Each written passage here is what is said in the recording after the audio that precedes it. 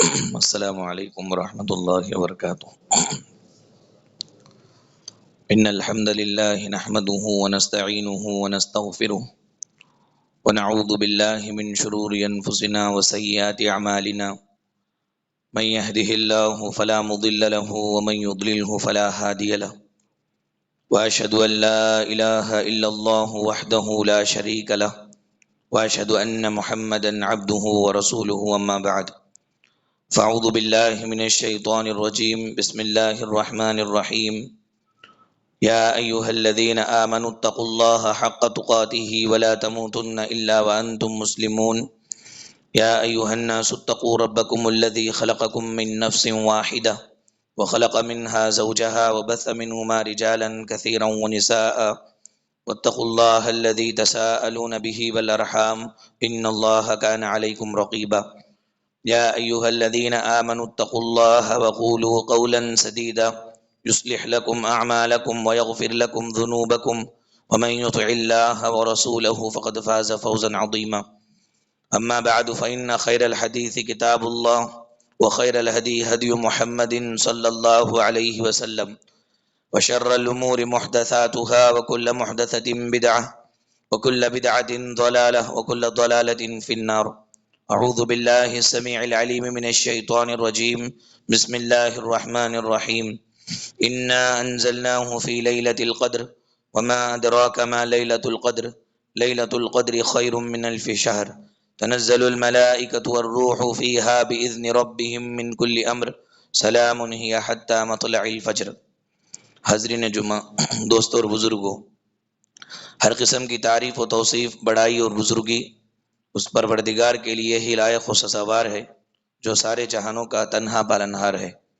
درود و سلام نازل ہو جیو اللہ رب العالمین کے بھیجے ہوئے سارے نبیوں پر، خاص کر ہمارے آخری نبی حضرت محمد مصطفیٰ صلی اللہ علیہ وآلہ وسلم پر، جنہوں نے اس دین اسلام کو دنیا کے کونے کونے تک پھیلانے کے لیے بہت ہی زیادہ مصیبتوں اور مشقتوں کا سامنا کیا۔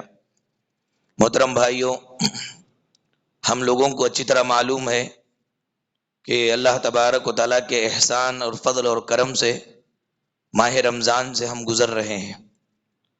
پہلا عشرہ بھی ختم ہوا، دوسرے 10 دن بھی ختم ہوئے، اب آخری عشرے کے اندر انشاءاللہ اب ہم داخل ہونے والے ہیں۔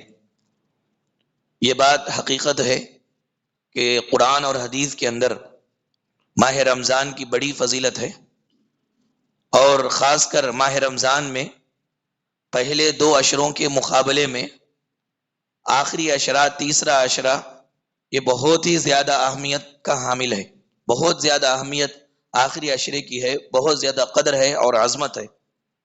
بہت زیادہ اہمیت آخری عشرے کی کیوں ہے؟ اس لیے ہے کہ آخری عشرے میں شب قدر ہے، لیلۃ القدر ہے۔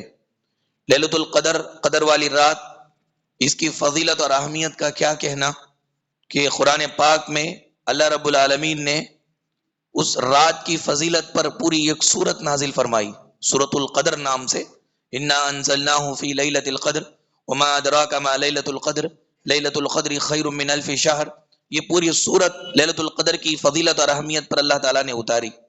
محترم بھائیوں، لیلۃ القدر یہ مبارک رات ہے، یہ قدر والی رات ہے۔ مبارک کس کو کہتے ہیں؟ مبارک کہتے ہیں کوئی بھی چیز کم ہو لیکن فائدہ اس کا زیادہ ہو، اس کو مبارک کہتے ہیں۔ تو آپ دیکھیں کہ معمولی 12 گھنٹے دکھنے میں رات کے، کہ مغرب کے بعد سے لے کر کے صبح فجر طلوع ہونے تک 12 گھنٹے کا بالکل قلیل عرصہ ہے۔ یہ چھوٹا کام، یعنی چھوٹے گھنٹے، چھوٹا ٹائم، لیکن اس کے اندر اگر عبادت کریں گے تو ثواب کتنا؟ 80 پر 3 سال 4 مہینے کا ثواب۔ یہ مبارک رات ہے کہ 12 گھنٹے معمولی، لیکن اس کے اندر عبادت کرو گے تو ثواب کتنا ہے؟ 80 پر 3 سال 4 مہینے کا ثواب۔ یہ مبارک رات ہے اور یہ قدر والی رات ہے۔ قدر کا ایک معنی ہے تنگی کے، یعنی اس رات کے اندر اللہ رب العالمین آسمان سے اتنے زیادہ فرشتوں کو زمین میں بھیجتے ہیں، اتنے زیادہ فرشتے زمین پہ اترتے ہیں کہ زمین تنگ ہو جاتی ہے، اسی لیے اس کو قدر کہتے ہیں۔ شب قدر، قدر والی رات، تنگی والی رات، یعنی زمین کے اندر اتنے فرشتے آتے ہیں، اتنے فرشتے آتے ہیں کہ زمین تنگ ہو جاتی ہے۔ مسند احمد کی روایت میں ہمارے نبی صلی اللہ علیہ وسلم نے بیان فرمایا کہ شب قدر میں فرشتے کنکریوں کی تعداد سے زیادہ ہوتے ہیں، کنکریوں کی تعداد سے بھی زیادہ ہوتے ہیں۔ دنیا میں زمین میں جتنے کنکر ہیں اس سے بھی زیادہ فرشتے دنیا کے اندر آتے ہیں، زمین تنگ ہو جاتی ہے۔ یہ قدر والی رات کی موجودگی کی وجہ سے آخری عشرے میں رمضان المبارک کے تیسرے عشرے کی اتنی بڑی فضیلت ہے۔ میرے بھائیوں، ایک سوال یہاں پر یہ ہے کہ فرشتے کیوں آتے ہیں؟ تو جواب خود اللہ کے نبی صلی اللہ علیہ وسلم نے اور اللہ تعالیٰ نے دیا کہ فرشتے دو کام کرنے کے لیے آتے ہیں۔ اتنے فرشتے جو آتے ہیں دو کام کرنے کے لیے آتے ہیں۔ پہلا کام یہ ہے کہ انسانوں کے 1 سال کے فیصلے لوح محفوظ سے نکال کر اللہ رب العالمین فرشتوں کے ہاتھ میں تھماتے ہیں، تو سال بھر میں یہ رمضان سے لے کر کے آنے والے رمضان تک کے یہ سال بھر میں کتنے موتیں ہوں گی، کتنے بچے پیدا ہوں گے اور کتنے وسائل، کتنے لوگوں کے وسائل بڑھیں گے، یہ ساری چیزیں لے کر کے فرشتے آتے ہیں۔ ایک کام ان کا۔ دوسرا کام یہ بتلایا گیا کہ اس رات میں لیلۃ القدر میں جو بھی اللہ کے بندے بندیاں جاگ کر کے عبادت کرتے ہیں، ذکر کرتے ہیں، تلاوت کرتے ہیں، یہ سارے فرشتے ایسے اللہ تعالیٰ کی عبادت کرنے والے بندوں کو اپنے پروں میں ڈھانپ لیتے ہیں، ان کے لیے سلامتی کی دعا دیتے ہیں، کامیابی کی دعا دیتے ہیں، خوشحالی کی دعا دیتے ہیں، جنت کی دعا دیتے ہیں، جہنم سے بچنے کی دعا دیتے ہیں۔ یہ فرشتوں کا کام ہے۔ آپ بولیں کہ فرشتہ معصوم ہوتا ہے، یہ ایک فرشتہ بھی اگر دعا کر دے تو اللہ تعالیٰ قبول کر لیتے ہیں۔ زمین بھر فرشتے آتے ہیں، زمین تنگ ہو جاتی ہے، کنکریوں سے بھی زیادہ فرشتے آتے ہیں، زمین تنگ ہو جاتی ہے۔ اتنے فرشتے کسی ایک بندے کے لیے، کسی ایک بندی کے لیے اگر اس کی سلامتی کی دعا کریں تو اس بندے کی سلامتی کا، امن کا کیا کہنا۔ اللہ رب العالمین کس انداز میں اس کی مغفرت فرمائیں گے، کس انداز میں اس کو بخشیں گے، قرآن کریم کی اس آیت کریمہ سے ہم اندازہ لگا سکتے ہیں۔ میرے بھائیو، یہ دو کام کرنے کے لیے اللہ رب العالمین اتنے فرشتوں کو شب قدر کے اندر بھیجتے ہیں۔ اس رات کی بڑی فضیلت ہے، بہت بڑی فضیلت ہے۔ بڑی فضیلت میں یہ ایک فضیلت یہ کہ انسان کے سابقہ پیدا ہونے کے بعد بالغ ہوا، بالغ ہونے کے بعد سے لے کر کے یہ رات پانے تک کے دورانیہ جتنا ہے، وہ دورانیے میں چھوٹے موٹے گناہ اس نے جو بھی کیا صاف ہو جاتے ہیں۔ اللہ رب العالمین اس کو صاف کر دیتے ہیں، اس کو معاف کر دیتے ہیں۔ اس رات میں جاگ کر عبادت کرنے والے کے پچھلے سارے گناہ اس کے معاف ہو جاتے ہیں۔ ہمارے نبی صلی اللہ علیہ وسلم نے بیان فرمایا، من قام لیلۃ القدر ایمانا واحتسابا غفر له ما تقدم من ذنبه، کہ کوئی بھی آدمی احتساب کی نیت سے ثواب پانے کے لیے ایمان کے ساتھ اور زندگی میں بدلاؤ لانے کی نیت سے لیلۃ القدر میں جاگ کر عبادت کرتا ہے، ذکر اذکار کرتا ہے، تلاوت قرآن پاک کرتا ہے، دعاؤں میں مشغول رہتا ہے، تو اس کے سابقہ زندگی کے سارے چھوٹے موٹے گناہ اللہ معاف کر دیتے ہیں۔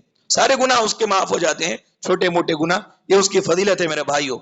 اور اللہ کے نبی نے یہ بھی کہا کہ یہ 12 گھنٹے انسان اس کو بوجھ سمجھ کر کے لیلۃ القدر کو چھوڑ دے، سب سے بڑا دنیا کا بدنصیب انسان ہے۔ خطبہ دیا اللہ کے نبی صلی اللہ علیہ وسلم نے ایک مرتبہ، کہا کہ لوگوں، ماہ رمضان تمہارے لیے آ رہا ہے، اور اس رمضان کے مہینے میں اللہ رب العالمین نے یہ ایک رات رکھی ہے، قدر والی رات، ہزاروں مہینوں سے بہتر ہے۔ جو شخص اس رات سے محروم رہا وہ آدمی بڑا بدنصیب ہے، وہی آدمی اس سے محروم رہ سکتا ہے جس کے نصیب میں محرومی اللہ نے لکھ دیا ہے۔ بڑا بدنصیب انسان ہے، بڑا محروم انسان ہے اس رات کو چھوڑنے والا۔ محروم نہیں ہے کہ 12 گھنٹے مختصر اس میں عبادت نہ کیا اور اس کے اندر تساہلی برتا، غفلت برتا، چھوڑ دیا، 80 پر 3 سال 4 ماہ کی عبادت اس کے نصیب سے چلی گئی۔ اگلے سال تک وہ زندہ رہے گا یا نہیں معلوم، لیکن زندہ رہا تو اب دیکھیں عبادت کیا تو 80 پر 3 سال 4 مہینے، یہ ہماری عمر کا ایک لمبا ہوگا۔ آج تو اتنا کوئی جیتا بھی نہیں ہے، آج 80 پر 3 سال کوئی جیتا بھی نہیں ہے، لیکن اس ایک رات میں عبادت کرنے پر اتنا ثواب اس کو مل رہا ہے۔ اگر وہ عبادت نہ کرے اور اس کے اندر تساہل برتے، غفلت برتے، تو بدنصیبی کیا، اس کی بدنصیبی کا، بدبختی کا کیا کہنا۔ کتنا بڑا بدبخت انسان ہے وہ، اور کتنا بڑا بدنصیب نبی کی زبان سے۔ میرے بھائیو، اللہ کے نبی صلی اللہ علیہ وسلم کو آخری عشرے کے یہ 10 دنوں کے اندر یہ رات آنے والی ہے، یہ رات کی تعین اللہ کے نبی کو بتا دی گئی تھی۔ معلوم ہو گیا تھا کہ کون سی رات شب قدر ہے۔ پیارے نبی صلی اللہ علیہ وسلم وہ رات کو لے کر امت کو بتانے کے لیے نکلے، راستے میں آ رہے تھے، 2 صحابہ اکرام آپس میں لڑ رہے تھے، جھگڑا کر رہے تھے۔ ان کے جھگڑا کرنے کی وجہ سے نبی کے ذہن سے وہ رات نکال دی گئی۔ جھگڑا کرنے کی وجہ سے نبی کے ذہن سے وہ رات نکال دی گئی. اللہ کے نبی صلی اللہ علیہ وسلم نے بیان فرمایا کہ لوگوں، لیلۃ القدر مجھے بتا دی گئی تھی، میں تمہیں بتانے کے لیے آ رہا تھا، دو بھائیوں کے لڑنے کی وجہ سے میرے ذہن سے نکال دی گئی، اس لیے تم کیا کرو، تم یہ کام کرو کہ لیلۃ القدر کو رمضان المبارک کے آخری عشرے میں تلاش کرو، آخری عشرے میں پانے کی کوشش کرو. اور یہ روایت کے اندر ہے تحروا لیلۃ القدر فی الوتر من العشر الاواخر من رمضان، آخری عشرے کے طاق راتوں میں لیلۃ القدر کو تم تلاش کرو. یہ ہمارے نبی صلی اللہ علیہ وسلم نے بیان فرمایا. میرے بھائیو، یہ سنیے اس بات کو کہ 27ویں رات یہ شب قدر کی رات ہے، یہ فکس جو کہہ کر کے صرف 27ویں رات ہی کو عبادت کا اہتمام کیا جاتا ہے، شیطان کی طرف سے دھوکہ ہے، شیطان کی طرف سے دھوکہ ہے.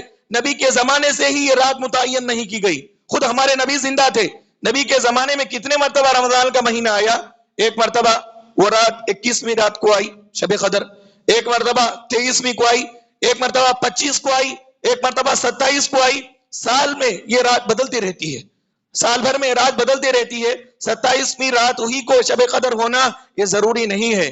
میرے بھائیو، اگر 27ویں کو رات رہی، ہم نے عبادت کیا، پا لیا، تو بے شک اس کا ثواب مل گیا. اگر نہ رہی تو صرف اسی رات کو اگر ہم نے جاگا، بقیہ ساری راتیں نہیں جاگے، عبادت نہیں کیے، تلاوت نہیں کیے، تو پھر بڑی کامیابی سے ہم محروم ہو گئے. اللہ کے نبی صلی اللہ علیہ وسلم نے بیان فرمایا کہ آخری عشرے کی طاق راتوں میں یا آخری عشرے میں. اب جس آدمی کو یہ تلاش ہے، آپ کو معلوم ہے ہمارے نبی صلی اللہ علیہ وسلم کو جب یہ رات نکال دی گئی تو اس رات کی تلاش میں اللہ کے نبی نے اعتکاف کیا، پورے ایک سال ایک مہینے کا اعتکاف کیا. پہلے عشرے میں رکھا، جبرائیل آئے، کہا کہ آگے ہے وہ رات. پھر اس کے بعد دوسرا عشرہ بھی اعتکاف کیا، پھر جبرائیل آ کر کے کہا کہ وہ آگے ہے وہ رات. اس طرح 10 تیسرے عشرے کے اندر وہ رات آپ کو ملی. تو نبی صلی اللہ علیہ وسلم نے امت کی رہنمائی کی اور آسانی کے غرض سے کہا کہ میں تلاش کرتے ہوئے پہلے عشرے کا اعتکاف کیا، دوسرے عشرے کا اعتکاف کیا، تیسرے عشرے میں وہ رات مجھے ملی. میرے امت کے لوگوں، تیسرے عشرے میں تم اس رات کے لیے تلاش کرو. یہ ہمارے نبی نے ہمارے لیے آسانی کر دی.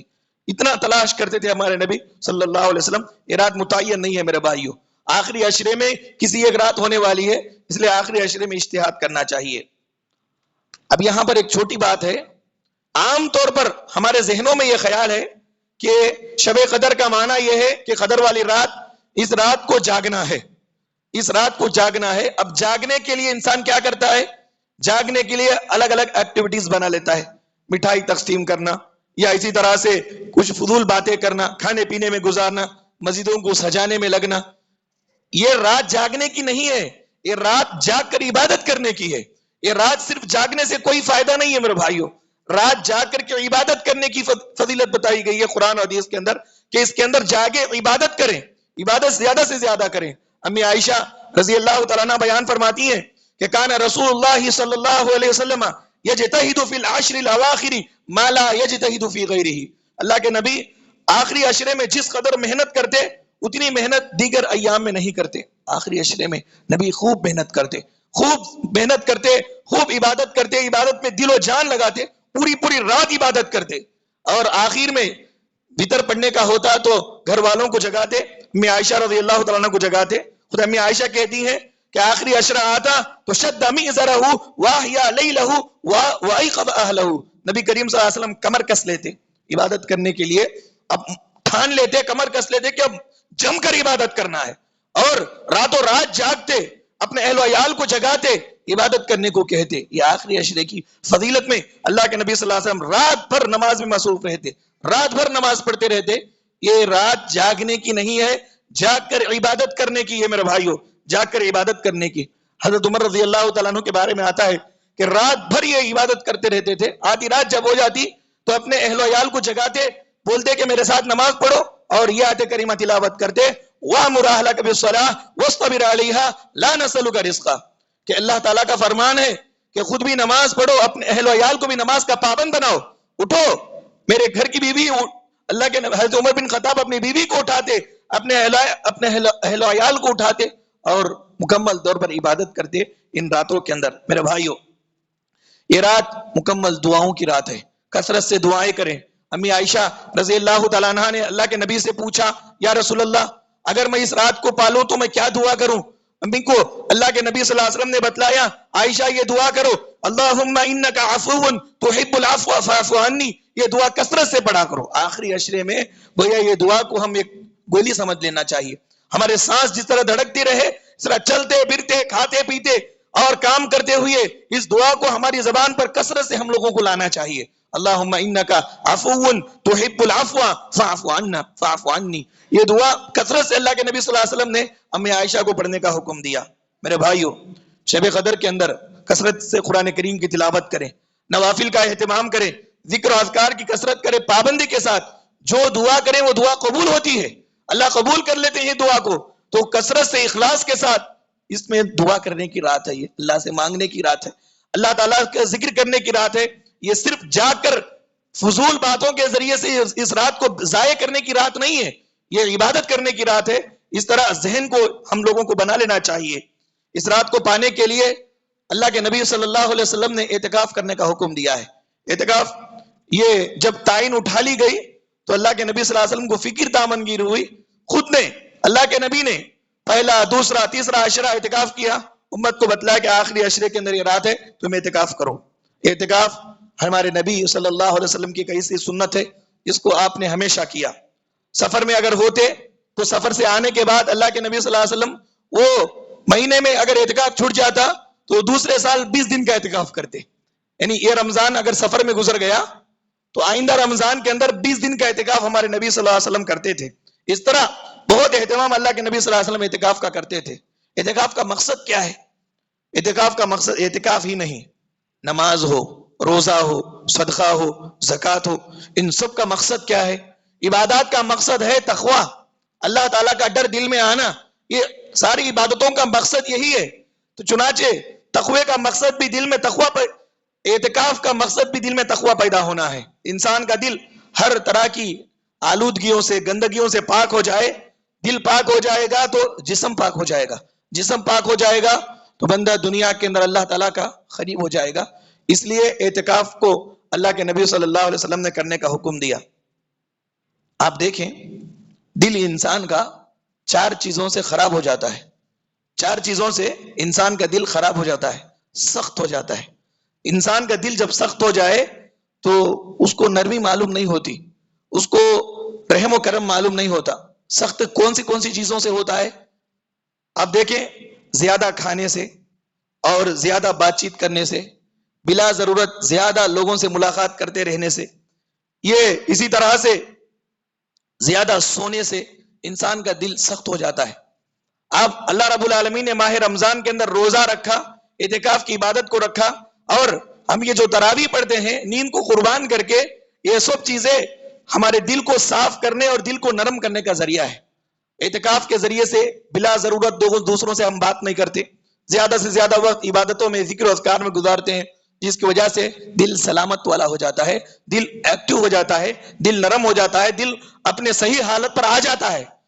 सही हालत पर आने की वजह से हर खैर वो कबूल कर लेता है, हर इबादत को वो कबूल कर लेता है और उसको करने लग जाता है, जिसकी वजह से दुनिया में रहकर बहुत बड़ी आखिरत वो जमा कर लेता है। बहुत बड़ी आखिरत और जन्नत के अंदर वो एक मुकाम पा लेता है। अल्लाह भी यही चाहते हैं कि बंदा दुनिया में रहे और मेरा बन करके रहे, खूब वो इबादत करे और जन्नत के अंदर वो यानी मेरा इनाम जन्नत की शक्ल में पाए। मेरे भाइयों, आप गौर करेंगे, एतिकाफ की जो इबादत है, एतिकाफ की इबादत के फवाइद बहुत हैं, बड़े बड़े फवाइद इसके अंदर है। एक फायदा यह कि एतिकाफ बैठने वाले को नमाज बाजमात पढ़ने की सहूलत मिलती है, और बाजमात नमाज 10 दिन जो बढ़ता है, जिसकी वजह से अब जमात के साथ नमाज पढ़ने का ये आदी बन जाता है। जमात के साथ नमाज की कितनी बड़ी फजीलत है, और ये एतिकाफ में बैठने वाले को मैसर होती है, क्योंकि वो मस्जिद ही में रहता है, मस्जिद में रहता है, जिसकी वजह से 5 वक्त नमाज पाबंदी के साथ तकबीर उला के साथ वो पढ़ेगा। वो बदनसीब इंसान है जो एतिकाफ में भी बैठता है और नमाज उसकी खजा होती है, नमाज के अंदर वो पीछे हो जाता है। ये बदनसीबी है। नसीब वाला ये है कि वो एतिकाफ में रहने की वजह से सफ़े अव्वल का इल्तिजाम करे और तकबीर उला के साथ जमात को लाजिम पकड़े। एतिकाफ से लैलतुल क़द्र तलाश करना आसान हो जाता है। तहज्जुद और शब बेदारी की वजह से, इसी तरह तिलावत कुरान करीम की आदत उसको पड़ जाती है, कुरान करीम पढ़ने की आदत हो जाती है। کام وغیرہ دنیا میں 11 مہینے مصروف رہنے کی وجہ سے قرآن سے انسان دور ہو جاتا ہے. لیکن جب اعتکاف 10 دن کے لیے نکال لیتا ہے, کام کچھ نہیں ہے اس کا, صرف پڑھنا ہے, تو قرآن کریم پڑھتے پڑھتے اب عادی ہو جاتا ہے. بقیہ دنوں کے اندر بھی وقت نکال کر کے قرآن پڑھنے کا عادی ہوتا ہے. اعتکاف کے بہت سارے مقاصد ہیں.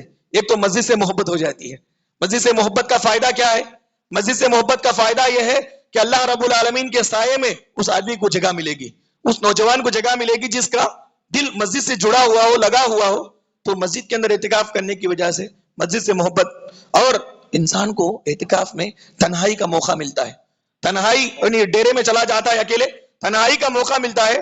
اب تنہائی میں بیٹھ کر کے اپنے گناہوں کو سوچتا ہے, سابقہ زندگی کو سوچ کر کے ندامت اور توبہ کا زبردست موقع ملتا ہے. کہ اکیلے میں بیٹھا انسان, کتنے گناہ میں نے کیے, کیسے کیسے گناہ میں نے کیے, کتنے لوگوں کو میں نے دھوکہ دیا, اللہ مجھے معاف کر. اس طرح ذہن کے اندر بات آنا, اللہ تعالیٰ سے توبہ کرنا, یہ بھی بہت بڑی نعمت ہے دنیا کے اندر. وہ لمحہ, وہ گھڑی جس میں انسان اپنے گناہوں کو یاد کر کے توبہ کرتا ہے, سب سے خوبصورت گھڑی ہوتی ہے دنیا کے اندر, اس کی سب سے خوبصورت گھڑی. یہ موقع اعتکاف میں اس کو ملتا ہے کہ کوئی اس کو بات نہیں کرتے, اکیلے میں بیٹھا رہتا ہے, ذکر کرتے کرتے اب سابقہ زندگی کو یاد کر لیتا ہے کہ کتنے پریشانیاں, کتنے گناہ اس نے کیے, اللہ سے توبہ کرتا ہے. یہ بھی ایک موقع ہے. اس کے ساتھ ساتھ دنیا سے بے رغبتی پیدا ہو جاتی ہے, اللہ کی طرف زیادہ جھکنے کا مادہ پیدا ہو جاتا ہے. زبان اور آنکھ کے گناہوں سے بچ جاتا ہے. باہر نکلے تو آنکھ اپنا دامن کہاں تک بچائے, چار طرف برائیاں ہیں, لیکن یہ اعتکاف میں زبان اور آنکھ کے گناہوں سے انسان بچ جاتا ہے. اور بڑی بات یہ ہے کہ اعتکاف کے اندر معتکف جو ہے, اعتکاف خانہ اس کو خبر کی یاد دلاتا ہے. یہ چھوٹا جو اس کے لیے یعنی پردہ لٹکایا جاتا ہے, اس کے اندر وہ رہتا ہے, تو وہ سوچ لے کہ یہ کتنا چھوٹا ہے, میری قبر بھی ایسی ہی ہوگی, اور اس کے اندر وہی کام آئے گا جو میں دنیا کے اندر نیک عمل کر کے گیا ہوں. تو اعتکاف کے ذریعے سے انسان کو قبر یاد آتی ہے, قبر کی تنہائی یاد آتی ہے, اور وہاں پر جانے کے لیے یہ کچھ نیکیاں تیار کرنے لگتا ہے. میرے بھائیوں, سب سے بڑی بات یہ ہے کہ حقیقت میں اعتکاف کو اخلاص کے ساتھ اگر آدمی رکھتا ہے تو اس کی زندگی تبدیل ہو جاتی ہے, اس کی زندگی بدل جاتی ہے, اور وہ اللہ والا بن جاتا ہے, دنیا والے سے ہٹ کر کے اللہ والا بن جاتا ہے. اس لیے میرے بھائیوں, اعتکاف کرنے کے لیے, اعتکاف کرنے والوں کو ضروری ہے کہ نیت کو خالص کرے. اس لیے اعتکاف بیٹھے کہ وہ اپنی اصلاح کر رہے ہیں, دکھاوا نہیں ہونا چاہیے, لوگوں کو دکھانے کے لیے, شہرت کے لیے ہرگز اعتکاف نہیں کرنا چاہیے, بلکہ اپنی اصلاح کے لیے, پاکیزگی کے لیے اعتکاف کریں. 20 رمضان مکمل ہو جانے کے بعد 21 کا چاند جیسے ہی نظر آئے, نماز مغرب کو مسجد کے اندر آ جائیں, اور رات بھر ایسے ہی مسجد کے اندر گزارے, فجر کی نماز پڑھ کر کے خیمے میں جائیں. اس کے بعد مسجد میں اعتکاف ضروری ہے, سارا وقت مسجد میں گزارے, بغیر ضرورت کے باہر نہ جائیں, بلا ضرورت کسی سے بات نہ کریں, غیر ضروری کاموں میں وقت کو ضائع نہ کریں. یہ موبائل کو جہاں تک ممکن ہو سکے دور رکھیں. موبائل باہر کے چیزوں سے بات کرنے کا ایک ذریعہ ہے, جہاں تک ہو سکے اس کو دور رکھیں. اللہ رب العالمین کے ذکر و اذکار میں زیادہ سے زیادہ لگا کر کے رکھیں. یہ آخری عشرے میں پلاننگ ہے, عمل کرنے کے لیے پلاننگ ہے. عام طور پر لوگوں میں یہ رواج پا گیا, جو کرنا ہے لوگ وہ نہیں کرتے, آخری عشرے میں جو نہیں کرنا ہے وہ سب کرتے ہیں. آخری عشرے میں کیا ہوتا ہے, جمعہ آیا تو الوداع ہی جمعہ بولتے, اور اس کے لیے روتے, نوحہ کرتے کہ رمضان جا رہا ہے, آئندہ سال وہ آئے گا تو ہم رہیں گے یا نہیں. قرآن اور حدیث میں کہیں بھی یہ ثابت نہیں ہے کہ الوداعی جمعہ ہے. الوداعی جمعہ قرآن حدیث سے ثابت نہیں ہے. اگر کوئی اس کو مناتا ہے تو وہ بدعت کر رہا ہے. اس کے ساتھ ساتھ اب دیکھو, رمضان شروع ہونے کے بعد سے 10 دن ہوئے, 20 دن ہوئے, اچھی طرح سے ایکٹیو رہتے ہیں, آخر میں لوگ کمزور ہو جاتے ہیں. جبکہ حدیث ہمیں یہ بتاتی ہے کہ آخر میں مضبوط ہونا چاہیے, آخری عشرے کے اندر کمر کس لینا چاہیے. یہ 10 دن ہم نے جو گزارا بہت اہمیت کے حامل ہیں یہ 10 آخر کے 10 راتیں. اس لیے ہم لوگوں کو چاہیے کہ اس میں تساہل نہ برتے, سستی نہ برتے, بلکہ اس کے اندر اور زیادہ مضبوطی سے یہ کرے. کیا پتا آئندہ سال رمضان تو آئے گا, اس میں ہم رہیں گے یا نہیں رہیں گے نہیں معلوم. شب قدر کو جو فرشتے آتے ہیں, موت و حیات میں, موت میں ہمارا نام بھی ہو سکتا ہے, تو چلی جائیں گے ہم, آئندہ سال کا رمضان ہمیں نصیب نہ ہوگا. اس لیے ہم کو چاہیے کہ زیادہ سے زیادہ اس ماہ کے اندر, یہ جو آخری عشرہ شروع ہونے والا ہے, وقت کو غنیمت جان کر کے خوب عبادت کے اندر لگائے. میرے بھائیوں, بعض لوگ ایک معتکف حضرات, اعتکاف میں بیٹھنے والے, کہیں پہ بیٹھے وہیں پہ درس شروع کر دیتے ہیں, بیانات شروع کر دیتے ہیں, لوگوں کو نصیحتیں شروع کر دیتے ہیں. اس سے کچھ فائدہ نہیں ہے. فائدہ اس سے نہیں ہے. فائدہ یہ کہ آپ اکیلے بیٹھے ذکر کریں, قرآن کی تلاوت کریں, بالکل ناگواری کی حالت میں, کچھ بھی نہیں ہے, کوئی بھی نہیں ہے, تو 5-10 منٹ درس دینے کی اجازت معتکف کو شیخ صالح عثیمین نے کہا کہ وہ دے سکتا ہے 5-10 منٹ، ورنہ اس کی زیادہ تر عبادت انفرادی عبادت ہونی چاہیے. انفرادی عبادت اکیلے میں وہ اللہ کا ذکر کرے، تلاوت کرے، یہ کام کرے کہ درس برس دینے کے لیے باہر نہ آ جائے، بلکہ وہ مکمل اپنے آپ کو چھپا کر کے اللہ تعالیٰ کی عبادت کرے. اس کے ساتھ ساتھ بعض لوگ کے اندر یہ عادت بھی ہے کہ آخری عشرے میں 7 دن 8 دن ختم ہو جاتے ہیں تو اس کے بعد عید کی ایڈوانس مبارکبادی دینے لگتے ہیں. نہ قرآن سے ثابت ہے، نہ حدیث سے ثابت ہے. عید کی مبارکبادی صحابہ دیتے تھے عید کے دن نماز کے بعد. اب یہ عید سے پہلے 2 دن پہلے 3 دن پہلے سب سے پہلے میں مبارکبادی دے رہا ہوں. یہ سب میرے بھائیوں ہیلا سازیہ وقت برباد کرنے کے لیے شیطان کے نکالے ہوئے ہتھ کنڈے ہیں. یہ ہمارا وقت برباد کرنا چاہتا ہے. سوشل میڈیا ایک ایسا میدان ہے، وہ آپ کو بہت ساری چیزیں دکھاتا ہے، آپ سے کچھ نہیں مانگتا، آپ کا قیمتی وقت لے لیتا ہے. آپ کا قیمتی وقت لے کے بہت ساری دنیا بھر کی خباثتیں دکھاتا ہے. انسان کو چاہیے کہ اپنا قیمتی وقت ہے، اسی وقت کو استعمال کر کے جنت پا سکتا ہے انسان. اب معمولی کاموں میں اس وقت کو ضائع کر دے تو کتنا بڑا نقصان ہے اس کا. اسی لیے اللہ کے نبی صلی اللہ علیہ وسلم نے بیان فرمایا 2 چیزیں ایسی ہیں بہت سارے لوگ اس کے اندر نقصان میں پڑے ہوئے ہیں. ایک تو خالی وقت ہے، خالی وقت کا اندازہ اس کو نہیں ہو رہا ہے کہ وقت کو بیکار گوا رہا ہے. یہ وقت میں عبادت کر کے آپ کو معلوم جنتی جنت میں جانے کے بعد کسی چیز کی ان کو افسوس نہیں ہوگی، کسی چیز کے بارے میں غم نہیں ہوگا. ایک چیز کے بارے میں غم ہوگا، جنتیوں کو غم ہوگا. جنتیوں کو غم ہوگا کون سی چیز کے بارے میں؟ وہ لمحہ جس لمحے میں انہوں نے اللہ کی عبادت نہیں کی، وہ لمحے کے ضائع ہونے کے بارے میں ان کو افسوس ہوگا. اب تو لمحہ نہیں، منٹ نہیں، گھنٹے نہیں، ایام ہم اللہ کی یاد کے بغیر گزار دیتے ہیں، تو پھر وہاں پر ہمارا پچھتاوا کیسے ہوگا؟ ہم اندازہ لگائیں. میرے بھائیو وقت کی قدر کریں. کامیاب لوگ، اونچے ہونے والے لوگ اور اللہ تعالیٰ کی نظر میں اچھے بننے والے لوگ وقت کی قدر کرتے ہیں. وقت کی قدر سے انسان اونچا ہوتا ہے. الوقت کالسیف ان لم تقطعہ یقطعک. وقت جو ہے یہ تلوار کے مانند ہے. میدان جنگ میں آپ جاؤ، تلوار اٹھاؤ دشمن پر، اگر آپ نے تلوار نہیں اٹھایا تو دشمن کا تلوار آپ پہ چل جائے گا. ایسے ہی اگر وقت کو آپ نے نہیں کاٹا، صحیح استعمال نہیں کیا تو وقت آپ کو کاٹ کر کے گزر جائے گا، پھر دوبارہ نہیں آئے گا. اس لیے وقت ہمیں اللہ نے دیا ہے، اس کی قدر کریں. زیادہ سے زیادہ عبادت کر کے اپنے نامہ اعمال میں نیکیاں جمع کرنے کی کوشش کریں. اللہ تعالیٰ سے دعا ہے کہ اللہ رب العالمین ہم تمام لوگوں کو یہ جو آخری عشرے میں ہم داخل ہو رہے ہیں اس میں خوب سے خوب تر جم کر کے عبادت کرنے کے اللہ ہمیں توفیق عطا فرمائے. ہماری عبادتوں کے اندر اللہ اخلاص نصیب فرمائے اور اس کو شرف قبولیت سے نوازے. اللہ ہمیں زیادہ سے زیادہ عبادت کرنے کی توفیق عطا فرمائے، اور جو کچھ ہم نے عبادت کیا اللہ تعالیٰ ان ساری عبادتوں کو دنیا اور آخرت کے اندر نجات اور سعادت مندی کا ذریعہ بنائے. اللہ تعالیٰ ہمارے روزوں کو قبول فرمائے اور ہماری چھوٹی موٹی عبادتوں کو قبول فرمائے. آمین. وآخر دعوانا الحمدللہ رب العالمین. بارک اللہ لنا ولکم فی القرآن المجید ونفعنا وإیاکم بالآیات والذکر الحکیم. انہ تعالی جواد کریم ملک بر رؤوف رحیم رب حلیم. ان الحمد للہ نحمده ونستعینه ونستغفره ونعوذ باللہ من شرور انفسنا وسیئات اعمالنا. من يهده الله فلا مضل له ومن يضلله فلا هادي له، واشهد ان لا اله الا الله وحده لا شريك له، واشهد ان محمدا عبده ورسوله. اما بعد فان خير الحديث كتاب الله، وخير الهدي هدي محمد صلى الله عليه وسلم، وشر الامور محدثاتها وكل محدثة بدعة وكل بدعة ضلالة وكل ضلالة في النار. اعوذ باللہ السمیع العلیم من الشیطان الرجیم. بسم اللہ الرحمن الرحیم. ان اللہ یامرکم بالعدل والاحسان وایتاء ذی القربى وینہی عن الفحشاء والمنکر والبغی یعظکم لعلکم تذکرون. اذکروا اللہ یذکرکم وادعوہ یستجب لکم ولذکر اللہ تعالی اعلی واولی واتم واہم واجل واکبر.